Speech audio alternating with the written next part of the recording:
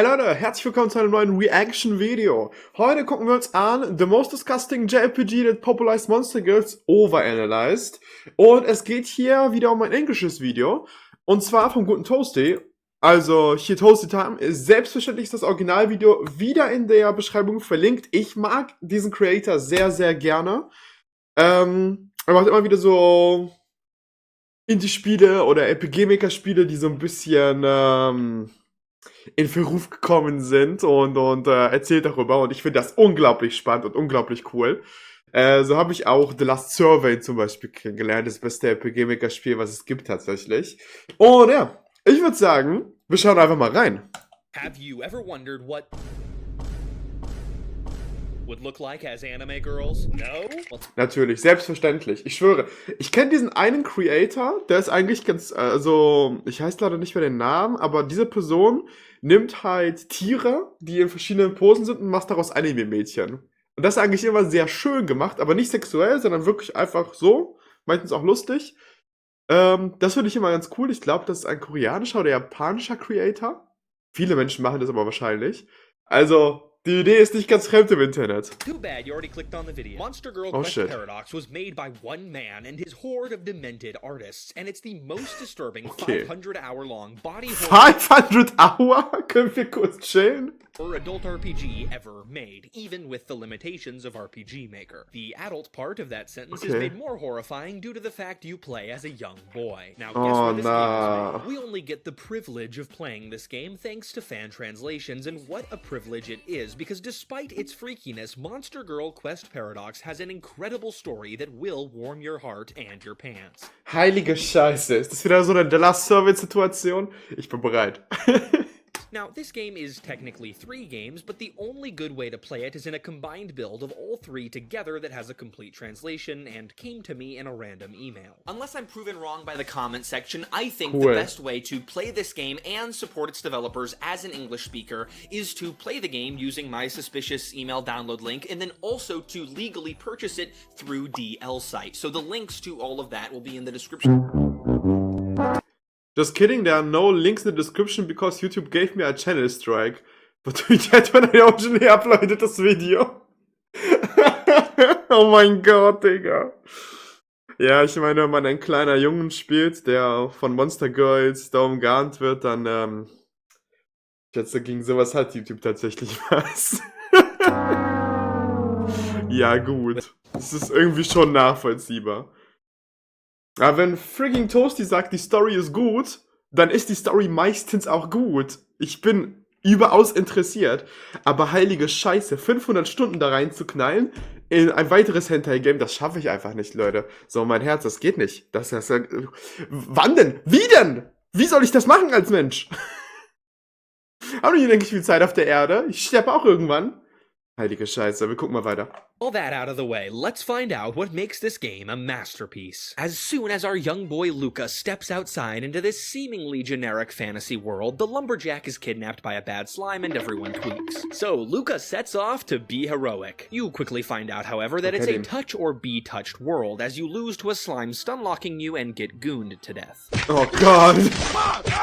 Luckily, though, Luca has the power of respawning. This is so Black Souls core. Next time around, you defeat the slime, which in this demented world means you make them goon, very heroic, and then they develop Stockholm Syndrome and ask to join you. So either way, you're gonna have to be intimate with this thing, and this thing, and this thing, and this thing. Don't think about that, though, because while climbing the mountain, you enjoy this beautiful musical...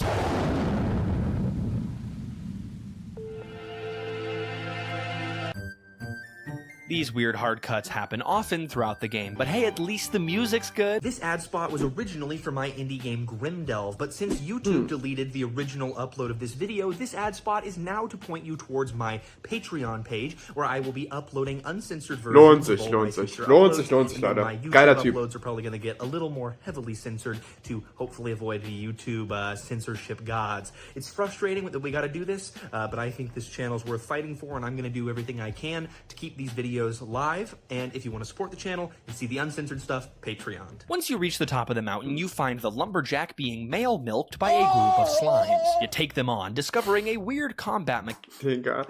Hop, hop, I gonna make you slop. Das ist auch wieder Goethe einfach, Goethe vom Writing. Mechanic where the enemy will try to lure you into slimy salvation. This is basically just a way to appease the gooners, because I'm pretty sure this mechanic is just resist temptation or lose the fight, which is kinda lame as far as mechanics go, but I guess it fits the game's themes. Coming down the mountain, you run into a lamia looking for a rabbit, and you also ran into a tiny goddess who tried to smite you, but instead just Natürlich ist sie eine Tiny Goddess. Keine Sorge, meine Waifu ist 20.000 Jahre alt. Sie sieht nur aus, als wäre sie 8 Jahre. Das ist ganz normal. Oh Gott, ich fühle mich richtig dreckig, wenn ich das Video sehe. Ich bin ehrlich. Both seem off, which is where I need to talk about the first 3 games in this series. Monster Girl Quest Paradox is actually a sequel to what was originally a trilogy of visual novels. These games are based on the world of those games, but while knowing the lore will help you pick up on things quicker, everything is explained in Paradox given enough time. I understood plenty by just watching this YouTube recap video of the visual novels, but the abridged version for you is that this world we're in right now is wrong. But how are things supposed to be? What is this mysterious technological area? Why doesn't the goddess remember my childhood friend? And what the fuck is Mecha Pope getting the Pope shit? This is the overarching plot of Paradox. It makes sure you know things are wrong, and the tension of knowing that follows you everywhere you go. Anyways, back in your hometown, you run into the 2 little people fighting in your home, where you learn that one is the 15th Monster Lord and the other is the goddess Ilias, who created the entire world. You choose which one will join you, so naturally I chose Ilias because she's a human supremacist, and I always did agree with the humans in Avatar. From here, you actually set out on your quest, your Monster Girl quest, Paradox. So first, I want to take you through what I think is an awful introduction to the game, and then take you to the scene that made me decide this game is pure cinema. When you enter the Jetzt bin ich gespannt, Das ist nämlich immer dieser Punkt, wo du weißt, okay, ich werde dieses Spiel weiterspielen. Dieser Punkt ist immer sehr schwer zu erreichen im Game Design.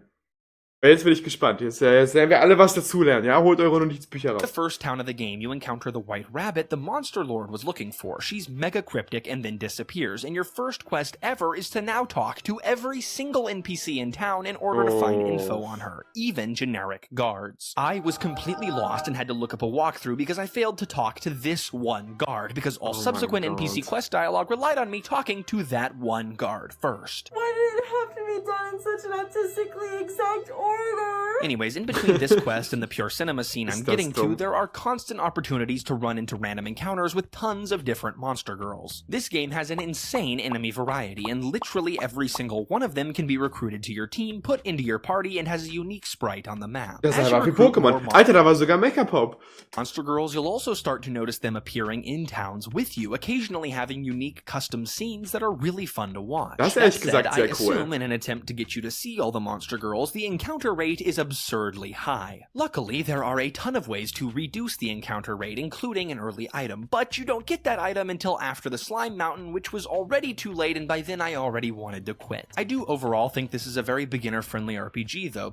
Aber jetzt mal diese ganze Goon-Scheiße außen vor. 400 Charaktere haben, die dann auch noch teilweise in den Städten angezeigt werden und mit die noch Custom-Dialoge haben oder vielleicht sogar Quests und so, die man alle rekrutieren kann.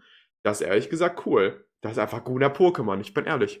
Both for giving options like this and for reasons I will discuss when I touch on the combat right after some pure cinema. After exploring for a while, the team decides to head into a Tartarus pit, which is a mysterious pit that opened during the Great Disaster 30 years ago. Going deeper, you find a door that Ilias herself can't open, but Luca can with ease. Entering, you find a town rotting with some parallel world disease thing and horrifying creatures. If you've played the visual novels or watched the recap video, you'll know that this is where a very prominent slaughter happened in the visual novel trilogy. Walking around, you find a teleporter that takes you to another world, a paradox world. This world is much like ours, but evil angels roam about, and returning to your hometown, you find everyone is dead, including yourself. Naturally, Luca and his childhood friend both have mind breaks, and they haul ass out of there. This is really your first glimpse at the darker happenings in the world of Paradox, and it really shakes you up because until this point, the story's been fairly lighthearted and fun, with with just some ominous foreshadowing. The dialogue in this game is surprisingly well written for being a fan translation. Each of the characters have their own voice, react to things differently, and when horrible things happen, they don't just breeze through it. I've skipped a lot of the dialogue in this video, but trust me, it only gets more raw and intense from here. Speaking of skipping a lot, this game really can be 500 hours long, and I played 10, which got me through the entire first part of the game, minus some assorted side quests. There's been a ton of parts of just part 1 that have already grabbed my attention, but I've been told that the best part is part 3, when all of the dominoes that have been carefully stacked up finally come crashing down. So I guess you'll just have to play the game for yourself. Also, I've been skipping past the Ich habe combat, Angst which is a davor. huge part of this game, so let's tackle that now. I said this was a beginner-friendly RPG, and I say that because of the huge job variety. You can swap any character to any job. Each one Oha, das ist ja voll cool. Dann kann man alle nochmal spezialisieren. Alle 400 Charaktere, die man rekrutieren kann. Das ist richtig krass. having drastically different playstyles. For example, I swear by Gadabout because it just annihilates the encounter rate and you sometimes screw around and do funny shit. Even while screwing around in combat though, I often steamrolled every fight because while my Luca was level 4 for like 10 years, I still had a roster of beefy baddies. There were only 3 difficulty spikes where I even considered grinding, but then I realized that grinding in this game really just means buying better gear or switching up your party. With a little thinking, I'm confident you can beat every enemy in this game without ever grinding, but the option is still there if you want to do it. The skills lists do get a bit long, but the descriptions are very well written with lots of info. Actually, everything gets a bit long in this game, but despite the variety of customization options, I got through most of my playtime without exploring them too deeply. I'd assume the combat gets Das ist ehrlich gesagt mega interessant. more complex as the game goes on, so take this critique with a grain of salt. Also, I was just browsing the game's pictures while editing this video, and holy shit, you guys, it gets vastly more disturbing than I initially expected, so serious content warning Really if brutal you do gore. decide to play it. I still think it's worth playing, though. To round this out, I have 2 final critiques that bothered the shit out of me but aren't really deal breakers. The first is the constant need to backtrack. I already went through and finished this dungeon and got the thing that's the whole point of the dungeon. Why force me to walk back out? However, I do think there are jobs that can learn to teleport out of dungeons, but still backtracking is boring and it always ruins pacing. Just teleport me out of the fucking bastard, fucking stupid fuck. My other issue Der ruhigste RPG-Spieler der Welt. is how insanely anime-y this game is. It does the whole, okay, time to recap everything we literally just did for 10 minutes straight that feels massively redundant. There's also a really silly recurring trope where you beat a boss, are about to lose anyways, and then a random, stronger entity you've never seen before shows up out of nowhere and beats the enemy. I know it's meant to reinforce how weak That's Luca anime. is right now and to foreshadow the crazy things to come in the story, but it takes agency away from Luca. Ultimately, Monster Girl Quest Paradox is a fascinating exploration both of a world where humans and monsters coexist and as a sci-fi drama with paradox realities and time warping stuff. It's a super fun and unique world to explore with lots of fleshed out, interesting characters and combat that's fun to play and to watch thanks to all the cool animations. It doesn't do Cool Animation. Ich bin mir sicher, das ist das Einzige, was fun to watch ist. as much with its adult content as other games I've played before. However, much like in Lona RPG, it has horrific, visceral, gory, gross consequences if you lose in combat, which makes combat far more intense and gripping, and it just really pulls you Das in. Zwinkern, ups the oh mein stakes. Gott. Also, they're gambling. Also, because they're monster girls, they, I think, mostly need male humans in order to reproduce. So there's some interesting bro. storytelling to be done there. Sehr interesting Storytelling, ich merke schon. So interesting wie in jedem Hentai, Alter. And some that we already see at least the beginnings of in part 1. All in all, this is a fun adult game. It has disturbing imagery and themes and intense combat and all these stressful things, but it maintains a sense of comedy and levity throughout. So it's absolutely fantastic if you're looking for a more traditional RPG experience to sink your entire life into. Thank you so much for making it all the way to the end of this video. Just don't forget to hit like and subscribe on your way out if you liked it. And a special thanks to all of the Patreon and Okay. Ich fand das Video unglaublich interessant, sehr, sehr cool. Schaut in die Beschreibung, guckt euch das Originalvideo an, lasst den Bruder ein bisschen lieber. Cooler Typ. Ich würde dieses scheiß Spiel jetzt spielen, leider, Leute. Aber das Problem ist, die einzige Plattform, auf der ich das Stream-Content für Gorn habe. Da wollen wir nicht hin. Oh mein Gott. Aber das wirkte wirklich sehr interessant. Mit den verschiedenen Jobs und den über 400 Charakteren, die man rekrutieren kann und so. Das ist arschinteressant. Ja. Ich bin verflucht, Leute. Ups, das wollte ich nicht. Ich bin verflucht, denn diese Spiele verfolgen mich einfach. Scheiße. Haut rein. Ciao.